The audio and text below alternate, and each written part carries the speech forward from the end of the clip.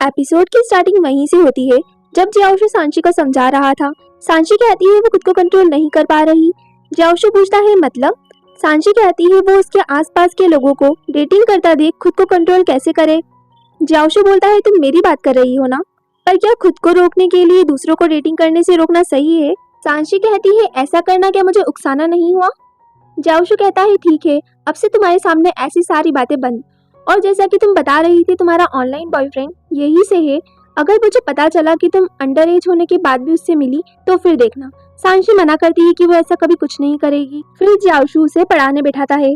अब सांशी के फिजिक्स में स्कोर भी अच्छे आने लगे थे, जिससे वो और जियाओशु दोनों ही खुश थे। जियाओशु कहता है अब तुम्हें ट्यूशन की जरूरत नहीं है, इसलिए मैं अब नहीं आऊंगा। जो सुन सांशी का मूड ऑफ हो जाता है।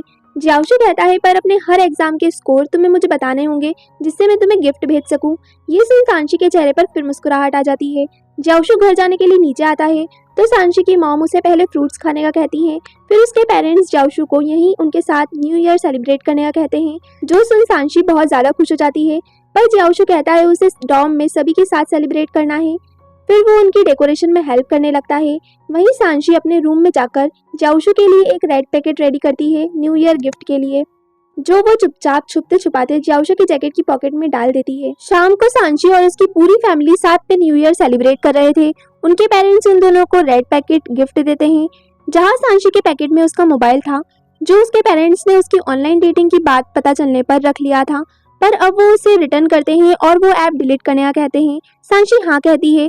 वो डिनर कर ही रहे थे तभी सांशी के फोन पर एक मैसेज आता है और सभी उसे ही घूरने लगते हैं। सांशी क्लियर करती है कि जियाओशु ने उसे न्यू ईयर विश करा है और जियाओशु का मैसेज देख तो सांशी की खुशी का ठिकाना ही नहीं था। वो उसे थैंक्स कर मैसेज रिटर्न करती है। यहाँ डॉर्म में जियाओशु पैक्ड फूड खा रहा था और काम में बिजी था। वो कोई भी सेलिब्रेशन नहीं कर रहा था। सांशी का थैंक्स मैसेज उसे रिसीव होता है। तभी उसे एक कॉल आता है जो कि हॉस्पिटल से था, जहाँ उसके डैड एडमिट है। उसे पता चलता है उसके डैड की कंडीशन क्रिटिकल है और ऑपरेशन के पहले जियाओशु को कंसेंट लेटर पर साइन करना होगा। ये सुन वो तुरंत ही अपने होम टाउन यही के लिए वहाँ से निकल जाता है। नेक्स्ट सीन सांशी के घर का था, जहाँ सानियान पार्सल रिसीव कर रहा था। तभी सांशी स्कूल से रिटर्न आती है और अपने घर के सामने एक डॉग को खिलाने लगती है। और जब वो घर में जाने ही वाली थी तो सानियान उसे पार्सल देता है, उसका गिफ्ट फिजिक्स में 95 स्कोर करने के लिए। गिफ्ट पाकर सांशी बहुत खुश थी। वो कहती है जियाओशु ने उसे खुद क्यों नहीं दिया। तब उसे सानियान से पता चलता है कि जियाओशु अपने होम टाउन जा चुका है। ये सुन सांशी बहुत शॉक थी। वो सानियान से पूछती है कि वो ग्रेजुएशन सेरेमनी के लिए तो आएगा ना। सानियान कहता है बिल्कुल। सांशी को जियाओशु का यूं बिना बताए जाना बहुत बुरा लग रहा था। फिर हमें पास्ट का एक सीन दिखाते हैं जब सांशी सानियान को कॉल कर वीकेंड पर घर आने को बुलाती है ताकि साथ में जियाओशु भी आ सके। और फोन पर उसे पता भी चलता है कि जियाओशु भी साथ में घर आ रहा है। वो घर पहुंचकर बहुत खुशी से उसका इंतजार कर रही थी, पर सानियान अकेला ही आता है। सांशी को बहुत बुरा लग रहा था कि जियाओशु नहीं आया। अब स्टोरी फिर प्रेजेंट में आती है, जहां सांशी एक बैग लेकर अपने रूम में एंटर होती है और जियाओशु का भेजा हुआ पार्सल बेड पर रखा देख बहुत खुश होती है और उसे खोलती है, जिसमें उसे एक स्टफ टॉय मिलता है डॉग का, जो सांशी को बहुत पसंद आता है। फिर वो थैंक्स बोलने के लिए जियाओशु को कॉल करती है। जियाओशु पूछता है क्या उसे वो पसंद आया। सांशी कहती है ये उसे किसी की याद दिला रहा है। जियाओशु कहता है सानियान की। वो बताता है उसने जब ये एक स्टोर में देखा तो उसे सांशी की ड्राइंग याद आई और उसने ये ले लिया। सांशी बहुत खुश हो जाती है ये जानकर कि जियाओशु को आज भी उसका ऐसे याद है। वो उससे उसका एड्रेस मांगती है क्योंकि उसे भी रिटर्न गिफ्ट भेजना है, पर जियाओशु मना कर देता है और उसे उसकी पॉकेट मनी खुद के लिए यूज करने का कहता है। सांशी को पता चलता है जियाओशु ग्रेजुएशन सेरेमनी के लिए लौटेगा। कॉल एंड होने के बाद सांशी गिफ्ट निकालती है जो वो जियाओशु के लिए लाई है। वहीं दूसरी ओर जियाओशु की डोर पे एक नॉक होता है। जियाओशु डोर ओपन करता है, जहां एक लड़की खड़ी थी जिसका नाम जियांग है। वो जियाओशु से पूछती है कि वो कैसा है, पर जियाओशु उसे देखकर बिल्कुल खुश नजर नहीं आ रहा था। वो जियाओशु को कुछ पैसे देने लगती है उसके डैड के लिए, जिस पर जियाओशु साफ साफ मना कर देता है। वो कहता है वो सब खुद मैनेज कर सकता है। फिर जियांग उससे उसकी ग्रेजुएशन सेरेमनी का पूछती है और ये भी कि क्या वो साथ आ सकती है। जियाओशु कहता है कोई जरूरत नहीं। जियांग कहती है ठीक है, वैसे भी तुम यही में परमानेंट सेटल होने वाले हो तो हम बहुत सारा टाइम स्पेंड साथ कर सकते हैं। और वो वहाँ से चली जाती है। नेक्स्ट सीन ग्रेजुएशन सेरेमनी का था। सानियान सांशी उसके डैड के साथ वहाँ आते हैं, जहाँ जियाओशु और उसके फ्रेंड ऑलरेडी प्रेजेंट थे। और जियाओशु को देख एक पल के लिए तो सांशी की सांस ही रुक जाती है। वो खुद को फिर से रियल वर्ल्ड में लाते हुए जियाओशु के पास पहुँचती है, जो सांशी को देखकर कहता है तो फिर बहुत समय बाद। सांशी उसे बुकेट देती है और कांग्रेट्स करती है। जियाओशु शॉक था क्योंकि उसे लगा था ये फ्लावर्स सानियान के लिए होंगे। सांशी कहती है नहीं, ये उसके फिजिक्स ट्यूटर के लिए है और वो आशा करती है जियाओशु के ब्राइट फ्यूचर के लिए।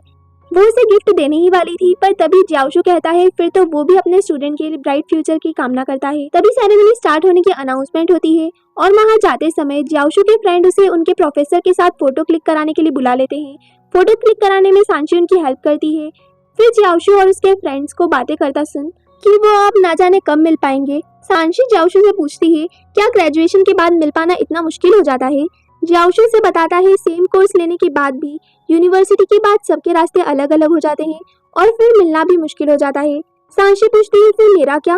पहले तो जियाओशु समझ नहीं पाता, फिर हंसकर कहता है तुम में और इनमें बहुत फर्क है। ये मुझे सीक्रेटली न्यू ईयर पर रेड पैकेट नहीं देते और ना ही ग्रेजुएशन पर मुझे फ्लावर्स देते हैं। तुम इनसे अलग हो। ये सुनते सांशी अपनी खुशी छुपा ही नहीं पाती। तभी सानियान अपने फ्रेंड्स को बुलाकर उसका सांशी का पिक्चर साथ लेने का कहता है और उनके ढेर सारे फोटोज साथ में लिए जाते हैं। नेक्स्ट सीन में जियाओशु, सानियान और उसके फ्रेंड्स सभी ग्रेजुएशन सेलिब्रेट कर रहे थे या फिर कहा जाए बिछड़ने के गम को कम करने की कोशिश कर रहे थे। सानियान और जियाओशु से उसके फ्रेंड्स पूछते हैं तुम दोनों हमेशा साथ रहते हो, तुमने कोई गर्लफ्रेंड क्यों नहीं बनाई। खैर सानियान को तो कौन ही मिलेगा, पर जियाओशु तुमने भी। जिस पर सानियान कहता है हम एक से हैं इसीलिए तो बेस्ट फ्रेंड्स हैं। वो सभी नशे में डूब चुके थे इस चाह में कि शायद इससे उनका सभी का गम कम हो जाए। कोई भी एक दूसरे से दूर नहीं होना चाहता था पर वो चाहकर भी कुछ नहीं कर सकते थे। सानियान डायरेक्टली तो शो नहीं कर रहा था पर वो भी जियाओशु से अलग नहीं होना चाहता था। सिर्फ जियाओशु ने ही ड्रिंक नहीं करा था और वही सानियान को नशे की हालत में उसके घर तक छोड़ने आता है। सानियान रास्ते में भी उसे यही कह रहा था कि वो अपना ख्याल रखे यही में। जियाओशु उसे हाँ कहता है और फिर सोफे पर लेटा देता है। तभी उसके मॉम डैड भी वहाँ आ जाते हैं और सानियान को पानी वानी पिलाने लगते हैं। डैड उसके लिए हैंगओवर सूप बनाने चले जाते हैं। जियाओशु जाने का कहता है तो सानियान की मॉम उसे वहीं रुकने का कहती है। सानियान के रूम में तब तक सांशी भी नीचे आ चुकी थी। जियाओशु अभी भी मना ही कर रहा था पर उसकी मॉम कहती है तुम्हें यहीं रुकना होगा और सांशी को जियाओशु को सानियान के रूम तक ले जाने का कहती है। सांशी आगे जाती है और अब जियाओशु भी मना नहीं कर पाता और सांशी के पीछे जाने लगता है। रूम पर पहुंचकर सांशी जियाओशु से पूछती है क्या उसे भी हैंगओवर सूप लाकर दे। जियाओशु बताता है वो अल्कोहल नहीं पीता। फिर सांशी वार्डरोब में टॉवेल है और वो सारा सामान भी कहकर वहाँ से भाग जाती है। जियाओशु उसे कंफ्यूजन में देखता है और एपिसोड एंड होने से पहले हमें एक सीन और दिखाया जाता है जब जियाओशु अपने फादर की हेल्थ की टेंशन में एयरपोर्ट पर बैठा था और तभी उसे जैकेट में रेड पैकेट मिलता है जिसमें उसके लिए हैप्पी न्यू ईयर का मैसेज देखकर उसे सांशी की याद आती है और उसकी आंखों में आंसू आ जाते हैं और यही एपिसोड एंड हो जाता है। आगे की कहानी जानने के लिए स्टे ट्यून्ड। बाय।